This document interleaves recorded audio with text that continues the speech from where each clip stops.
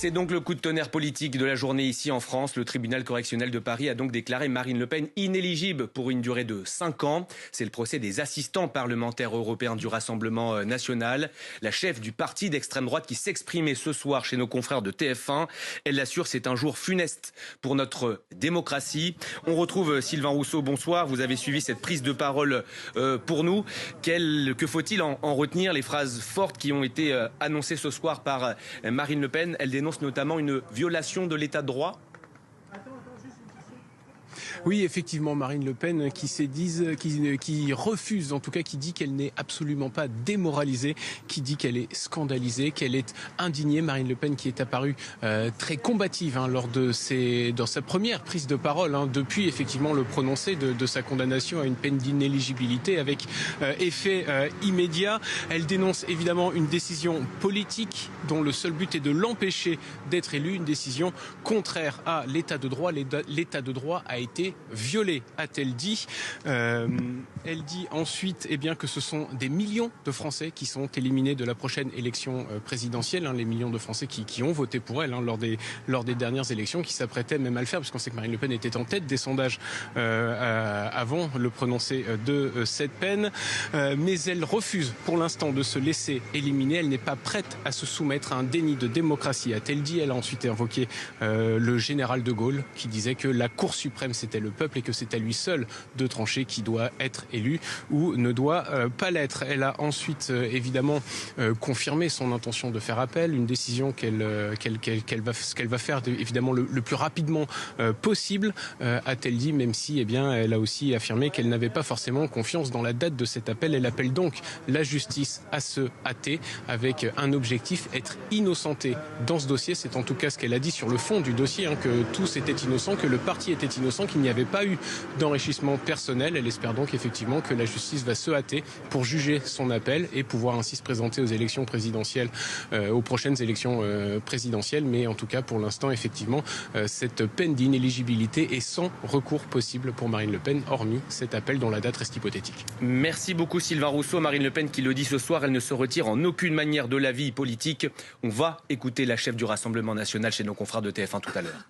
En France, dans le pays des droits de l'homme, des juges ont mis en place des pratiques que l'on croyait réservées au régime autoritaire. Rendez-vous compte, le jour funeste, ce lundi 31 mars 2025, le jour funeste que cela représente pour notre démocratie et pour notre pays, où des millions de Français vont être privés par un juge de première instance, sans recours possible, de la candidate qui est aujourd'hui donnée comme étant la favorite de l'élection présidentielle.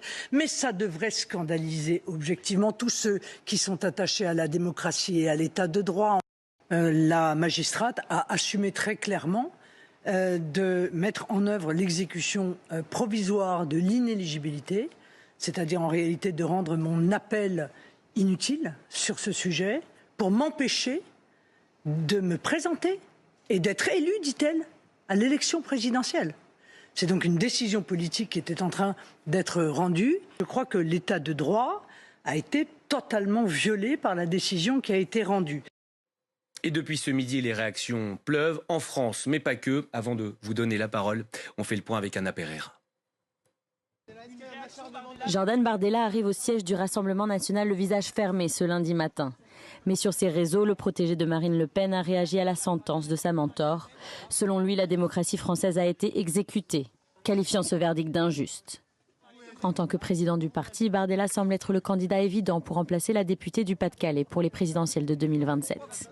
La justice l'a en effet condamné ce lundi à une peine d'inéligibilité de 5 ans pour détournement de fonds. Le Rassemblement national et ses alliés de droite accusent le tribunal d'abuser de son pouvoir envers un candidat annoncé favori des sondages.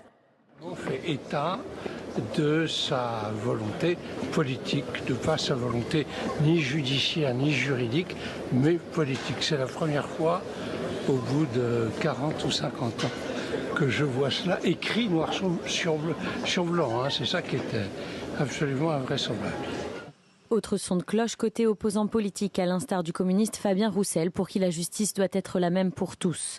Il rappelle que Marine Le Pen elle-même reproche régulièrement au système judiciaire de ne pas être assez ferme. Jean-Luc Mélenchon et la France insoumise semblent moins à l'aise avec le verdict et soulignent qu'ils préféreraient affronter le RN dans les urnes. À l'international, la condamnation fait aussi des remous, notamment chez les alliés d'extrême droite. Le Hongrois Viktor Orban a déclaré « Je suis Marine » en guise de soutien. L'Italien Salvini parle d'un mauvais film, alors qu'outre-Atlantique, Elon Musk dénonce un abus du système judiciaire. Le porte-parole du Kremlin a quant à lui accusé l'Europe de déni de démocratie. De plus en plus de capitales européennes empruntent la voie de la violation des normes démocratiques. Marine Le Pen a toujours pu compter sur le soutien politique et financier de Moscou. Nia Gallet, intéressante ces réactions à l'international. C'est toute l'extrême droite réactionnaire qui vole au secours de Marine Le Pen. Hein.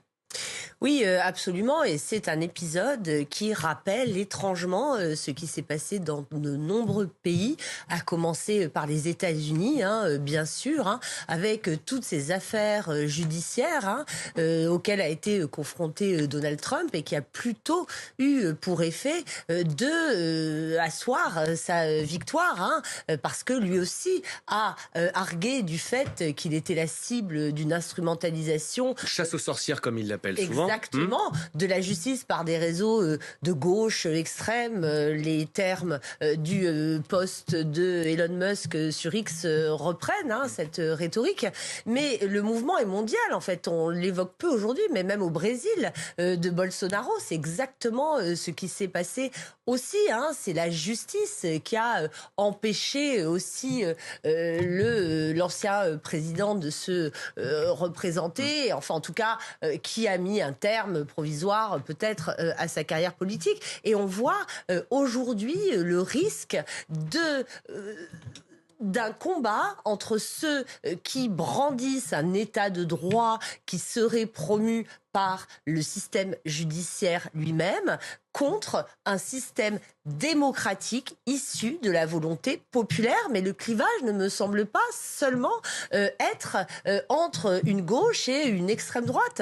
Il est très intéressant de voir les réactions de Jean-Luc Mélenchon, par exemple. Ce sont en général des acteurs politiques qui se réclament avant tout du peuple, de la démocratie directe, sans la médiation d'aucun corps intermédiaire au rang desquels il range les acteurs judiciaires. Intéressant ce parallèle avec les États-Unis où Elon Musk a donc réagi. Oui, Elon Musk, je peux vous lire son tweet. Lorsque la gauche radicale ne peut pas gagner par le biais d'un vote démocratique, elle abuse du système judiciaire pour emprisonner ses opposants. Alors, évidemment, Elon Musk sous-entend que la justice française est sous la coupe d'une gauche radicale, mais surtout, il prévient aussi qu'il y aura un retour de bâton. Et comme le disait Nia Gallet, c'est vrai que Marine Le Pen, ce soir, a déployé une rhétorique très combative, mais aussi victimaire, en quelque sorte. Elle se dit victime d'une justice politique. Elle a parlé de décision politique pour qualifier la décision d'un juge qui est pourtant étalé sur un jugement de 152 pages. Et c'est exactement ce qu'a fait Donald Trump au cours de toutes les affaires, à chaque fois qu'il était sur le banc des accusés.